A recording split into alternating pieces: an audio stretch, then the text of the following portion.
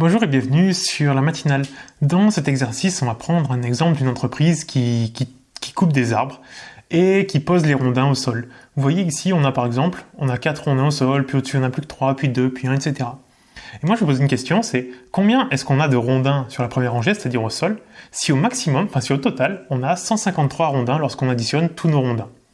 Ce qu'on fait, c'est que je vous laisse essayer d'y réfléchir de votre côté, mettez la vidéo en pause. Je vous rappelle pour l'instant que dans la description, il y a mon programme MathGenius. C'est le programme qui va vous permettre de maîtriser parfaitement l'ensemble du programme du première et de terminale, d'avoir des super notes toute l'année. Je vous ai vraiment résumé et simplifié le cours au maximum, sans rien mettre de côté. Mais je vous explique tout de A à Z de manière très simple.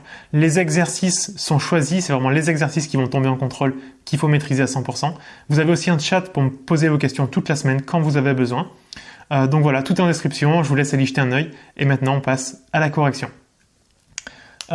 Ici, lorsqu'on parle de différentes valeurs comme ça, on pense très fortement aux suites par exemple, aux suites numériques. Là on aurait le premier étage, U1 qui vaut 4, l'autre au-dessus, U2 qui vaut 3, U3 qui vaudrait 2, puis U4 qui vaudrait 1.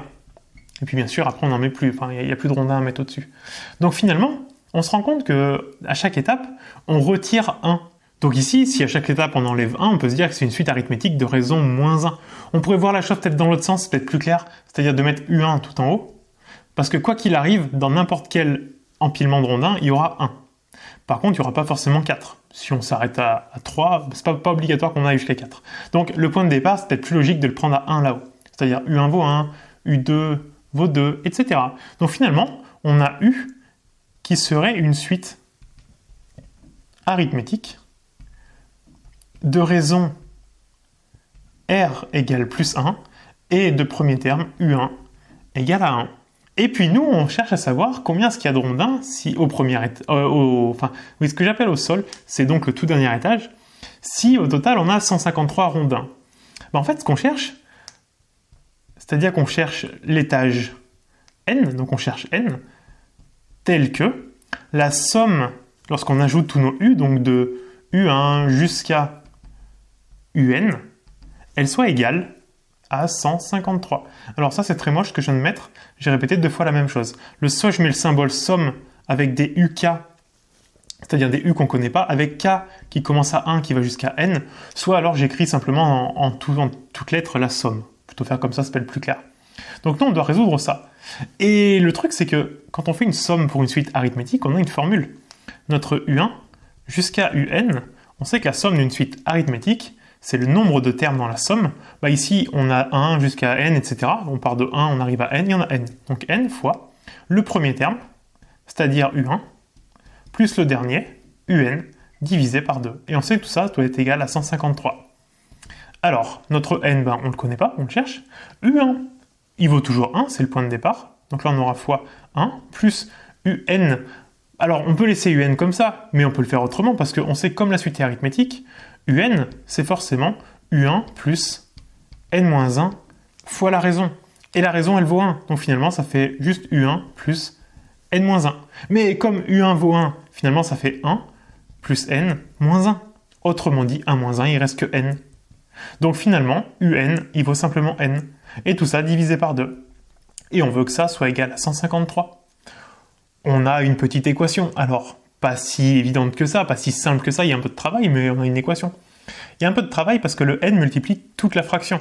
Alors quand un nombre multiplie une fraction, il multiplie le numérateur. Mais regardez, n fois n, ça fera du n carré. Donc en fait, on aura une équation du second degré. Ce qu'on va faire, c'est qu'on va tout développer. Donc ça nous fait n fois 1, donc n, plus n carré, divisé par 2, égale 153. Et puis là, ce qu'on peut faire, c'est peut-être multiplier par 2 pour faire disparaître le dénominateur qui va juste nous poser des problèmes. Donc on aura n plus n carré égale 153 par 2, ça fait 306. On a tout ça. Et on sait que pour résoudre une équation en second degré, c'est très simple. Lorsqu'on a un 0 d'un côté, après on peut faire le delta. Donc là, le 306, on va le mettre à gauche. Ça nous fait donc n carré plus n moins 306 égale 0. Et à partir de là, on peut faire notre delta. Delta, c'est b carré moins 4ac. B, c'est la quantité... Alors ici, c'est pas des x, c'est des n, mais c'est la quantité de n puissance 1, donc il y en a 1. Moins 4 fois a, c'est la quantité de n au carré, il y en a 1. Fois c, la quantité qu'il n'y a pas de n, il y en a moins 306. Ce qui nous fait donc... Alors, 1 carré, ça fait 1. Moins et moins, ça fera plus. Et 4 fois 306, ça fait 1224. Plus 1224. Ce qui donne 1225. Et 1225, ça, je suis quasi sûr que c'est un carré parfait. Combien ça pourrait être au carré? Et donc, en regardant la calculatrice, ça, c'est 35 au carré. On va l'écrire comme ça parce que, du coup, on pourra prendre la racine assez facilement. Notre delta, il est positif. Ça va bien le dire sur une copie. Ce qui veut dire qu'on a deux solutions. On a deux racines à notre polynôme. Nos deux racines, x1, c'est moins b, donc moins la quantité de n, il y en a moins. Il y en a 1, donc ça fait moins 1, moins racine de delta. Mais delta vaut 35 au carré, donc racine 35 au carré, ça fait 35. Divisé par 2 fois a valait 1, donc ça fait par 2. Moins 1 et moins 35, ça fait moins 36, par 2, ça fait moins 18. L'autre, x2, c'est la même avec un plus devant la racine, donc ça fait moins 1 plus 35, autrement dit 34, divisé par 2, qui fait 17. On trouve donc deux solutions possibles. Soit sur le premier étage au sol, on met moins 18 rondins, soit on en met 17. Vous voyez vite que moins 18, ça n'a aucun sens, c'est débile. Un nombre de rondins est forcément positif. Donc par élimination, obligatoirement, x2 vaut 17. Et donc, si au total on a 153 rondins, ça veut dire que sur le premier étage, on en a 17.